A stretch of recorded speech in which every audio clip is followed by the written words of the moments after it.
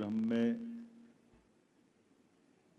हमारे बीच गुरु परंपरा की अद्भुत छटा, ऐसा लग रहा है कि हम कोई स्वर्ग लोक में बैठे, इतना आनंद आ रहा है, इतना ये हमारे गुरु नानक जी के आने से प्रकाश पर्व का प्रकाश फैल रहा है। यद्यपि 15 तारीख को था, लेकिन मैंने निवेदन किया कि आज हमारे लिए ये मौका मिल जाए, तो मैं महाराष्ट्र से भागते हुए अपने इस कार्यक्रम के लिए आया और ऐसा लगा कि वाकई में मुझे और जल्दी आना चाहिए था। मैं थोड़ी क्षमा चाहता हूँ आप सबसे, आप सबकी कृपा रहेगी, गुरु महाराज कृपा करेंगे। मैं इस कार्यक्रम में हमारे बीच सूत्रधार तो क्या कहूँ, लेकिन बड़े भाई के नाते से वो सदैव ऐसे अच्छे कार्यक्रमों में मुझे जोड़ते भी हैं और मार्गदर्शन भी करते हैं। जत्थेदार सरदार सुरेंद्र सिंह अरोरा जी उज्जैन से हैं, हमारे मित्र और बहुत कुशल राजनेता सलूजा नरेंद्र सिंह जी, प्रवक्ता भारतीय जनता पार्टी, हमारे प्रदेश के यशस्वी अध्यक्ष माननीय वीडी शर्मा जी, शासन की मंत्री श्रीमती कृष्णा गौर जी, माननीय विधायक हरदीप सिंह डंग जी, माननीय विधायक रामेश्वर शर्मा जी, माननीय सुरेश पचौरी जी, भाई साहब भी बैठे हैं यहाँ, मैं आपको प्रणाम करता हूँ, वो माफ़ करना, मेरे को ये थोड़ा सा भगवान की दया है। इस अवसर पर आपका यहाँ रहना ये हमारे लिए गौरव की बात है। सत श्री अकाल। वाह, भाई साहब की क्या आवाज़ है। हरेंद्र बब्बू जी जबलपुर से हमारे बीच पधारे, श्रीमती मालती राय जी महापौर, श्रीमान सुमित पचौरी जी जिला अध्यक्ष भाजपा, श्रीमान नरेंद्र तनुजा जी, और इस अवसर पर जसपाल अरोड़ा जी, माननीय मोनू भाटिया जी अध्यक्ष गुरु सिंह सभा इंदौर, हमारे इंद्रजीत खनूजा जी,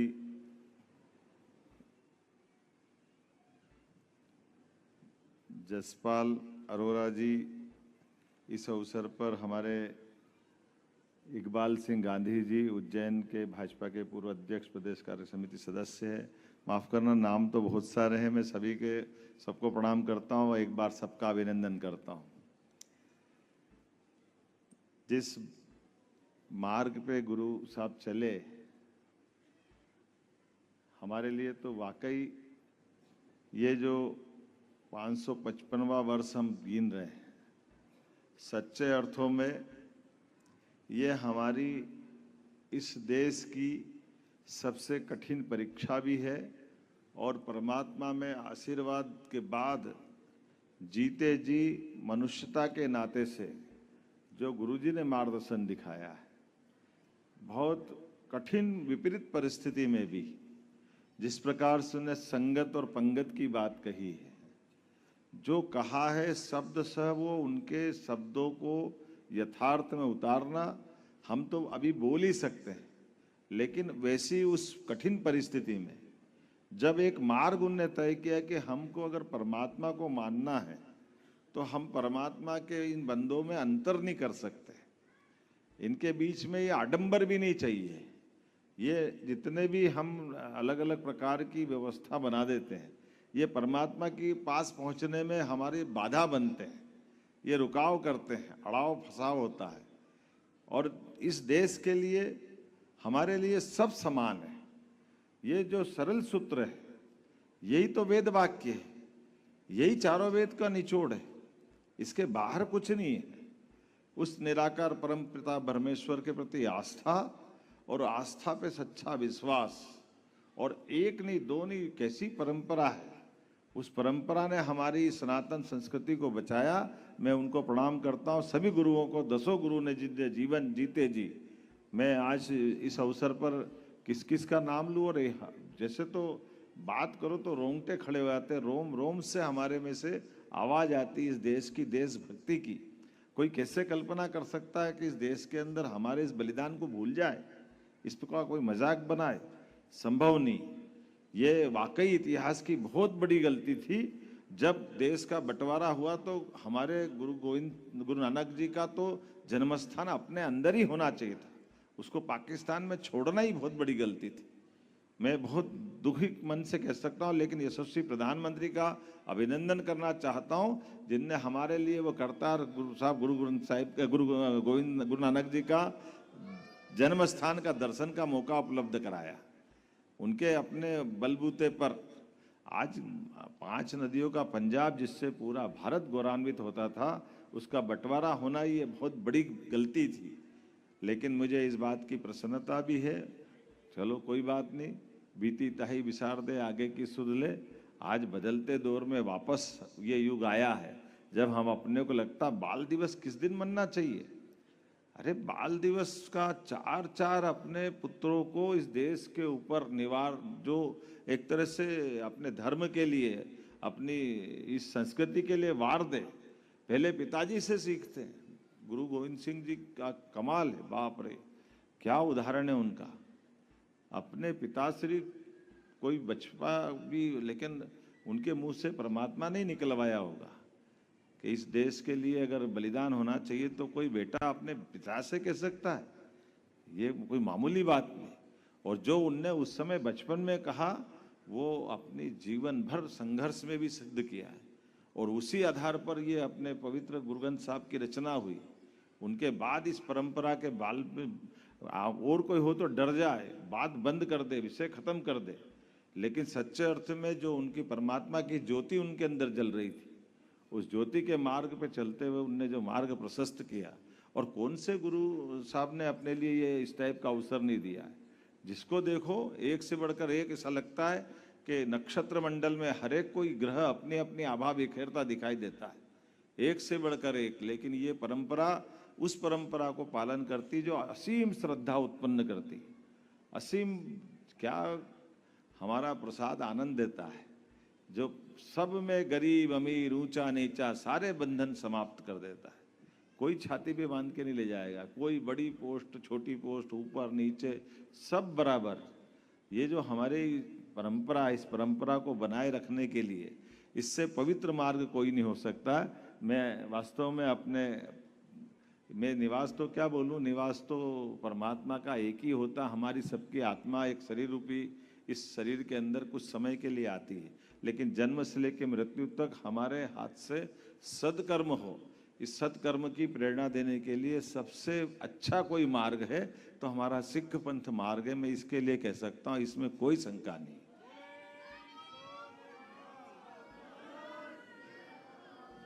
जिसकी भावना, जिसका आचरण, जिसका व्यवहार, जिसकी अपनी पद्धति, और ये हमने तो सबको समेटा है। यद्यपि चोट भी वहीं से खाई, सबसे ज़्यादा हमने अपनी जो हो सकता है वो सब कुछ देने का प्रयास किया, लेकिन हमारे दुश्मनों ने हमको सबसे ज़्यादा दगा दिया है। ये कोई दगा कम नहीं है, उस दगे को याद रखना, जीवन भर भूलना नहीं। उनके कष्टों को, उनके किए गए पापों को, उससे ही हमारी ये संगत पंगत से लेकर के सारी व्यवस्था बचेगी। वो हमारे नहीं, हमारे देश के नहीं, हमारे मार्ग के दुश्मन, हमारे विचार के दुश्मन है। वो नकली भेष में पता नहीं कैसे कैसे कब कब षड्यंत्र करते रहते हैं। ये सारे के सारे षड्यंत्रों से हमारी एकजुटता के साथ और हमारी आस्था से ही मुकाबला हो सकता है। सरकार के नाते से मैं भी आपके साथ हूँ। अपने घर में तो आज आनंद आया इस मैं तो देख करके हमारी सभी माता बहनों की ये सेवा में। उस दिन परसों भी आया था, बड़ा अद्भुत लगा। हमारी नेहा बग्गा जी ले गई थी बाल दिवस पे, आपने कहा सरकारी स्तर पे कार्यक्रम करना चाहिए। हमने कहा तुरंत ऑर्डर निकालो, तुरंत होना चाहिए। अरे बाल दिवस ये नहीं मनेगा तो कौन सा मनेगा। ये बाल दिवस 4 हमारे बालकों की शहादत को लेकर स्मरण किया हुआ प्रधानमंत्री जी ने, वो बहुत अच्छा काम किया। और उसके अलावा भी मैंने कहा कि आप तो ये सरदार सुरेंद्र सिंह जी हैं, पिछले सिंहस्थ में उज्जैन में आपने कहा था कि हमारे लिए प्रमाण है ऐसे कई जगह के जहाँ गुरु नानक जी ने स्वयं इमली के पेड़ के नीचे आकर के अपनी उज्जैन की यात्रा पूरी की थी। ऐसे में वो पवित्र स्थान पे गुरुद्वारा बने, उसके कुछ कष्ट आए थे। कई सारे लोगों को ऐसा लग रहा था कि यहाँ क्यों बनना चाहिए। हमने कहा यहीं ही बनना चाहिए, यहाँ इससे अच्छा कोई स्थान नहीं हो सकता। भाई गुरु नानक जी की यात्रा अगर हुई है, उस यात्रा को अमर बनाना ये हम सबकी जवाबदारी है। इसलिए वो गुरुद्वारा भी बना, आनंद के साथ सिंहस्थ भी हुआ, और इतनी अच्छी सेवा होती। मैं हर साल क्षिप्रा परिक्रमा होती है, क्षिप्रा परिक्रमा में वो एक रात का पड़ाव वहीं होता है। सारे यात्रियों की व्यवस्था हमारे सारे समाज के द्वारा होती है, बहुत अच्छे से सेवा होती है, लंगर होता है। सच्चे अर्थों में यही तो आनंद है। और अभी तो आपने कहा कि वो आनंद आया है, अब हमने कहा कि हमारे सभी साधु संतों के लिए और ऐसे पवित्र कामों के लिए सिंहस्थ में स्थायी व्यवस्था आश्रमों की भी हम करने वाले हैं। जो बचा हुआ स्थान उसकी परमिशन सरकार से हम खुद ही दे देंगे, ये व्यवस्था का मैं आश्वासन भी देता हूँ और ये व्यवस्था बनना चाहिए। और केवल उज्जैन नहीं, जहाँ जहाँ अपना समाज चाहेगा हम वहाँ वहाँ रियायती दर पे ये प्रबंधन करने का यहीं से घोषणा करते हैं। ये अपनी अच्छी प्रबंधन की व्यवस्था है। जहाँ की गुरु सिंह सभा चाहेगी कि हमको अपने लंगर के लिए, एकेडमिक संस्था के लिए या कोई और अच्छी गतिविधि चलाने के लिए, अन्न क्षेत्र चलाने के लिए, कोई सेवा के प्रकल्प चलाने के लिए या हमारी इन गुरु परंपरा के लिए कोई आवास की, अतिथि गृह की, किसी प्रकार की व्यवस्था रहेगी, सरकार उसमें आगे बढ़कर मदद करेगी। ये मैं आपको आश्वस्त भी करता हूँ और ये मैं नहीं कर रहा हूँ, ये गुरु महाराज का आशीर्वाद है। इस नाते से आपको बताता हूँ, आपने कहा अरेराव कॉलोनी के लिए हमको कुछ कष्ट है, तो मैं एक कमेटी बना दूंगा, वो कमेटी से उसमें समाधान की दिशा में जरूर आपको भी मदद करेंगे, क्योंकि ये अपनी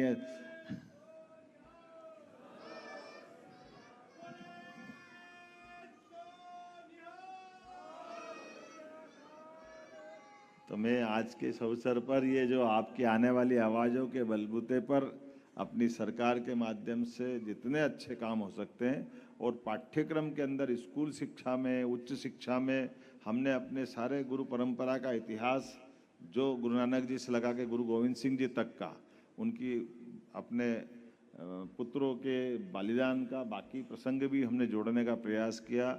आपकी जानकारी के लिए बताऊं, नेहा बहन जी, हमारे यहाँ कक्षा 7वीं के पाठ्यक्रम में 37वें नंबर पेज पर अपने पुत्रों की शहादत का विस्तार से वर्णन लिखा हुआ है। हमने उच्च शिक्षा में अपनी पीएचडी देने के लिए भी, हमारे गुरुओं के बलिदान की घटना आती तो उस पर पीएचडी देने की भी गुंजाइश दी है। हमने प्रयास किया कि ये इतना स्वर्णिम इतिहास है, इस इतिहास को शिक्षा से जोड़ना ही चाहिए ताकि उसकी विश्वसनीयता भी रहे और सबको जानकारी भी आए। ऐसे एक नहीं कई काम करेंगे, लेकिन आज पहली बार नहीं हो रहा है। उम्मीद करेंगे हर बार अपना ये आनंद का ऐसा हमारा अवसर मिले और हमारे घर में गुरु ग्रंथ साहब पधारे, क्या साक्षात ईश्वर पधारे। मैं आपको प्रणाम करता हूँ और एक बार आप सबको पुनः बधाई देता हूँ। सरकार आपके बताए मार्ग पे चलती रहेगी। जितने सदकर्म हो सके, जितनी अच्छी योजना हो सकती, जो अच्छे विचार होंगे अपने सिख समाज के बंधुओं को रोजगार को लेकर के भी, उसमें भी आप सभी मदद करने को तैयार रहेंगे। अपने बलबूते पर हमारा समाज आगे बढ़े, सभी समाज आगे बढ़े, ये भावना हमारी सबकी है। मेरी अपनी ओर से पुनः आप सबके प्रति वंदन, अभिनंदन, बहुत बहुत धन्यवाद। वाहे गुरु का खालसा।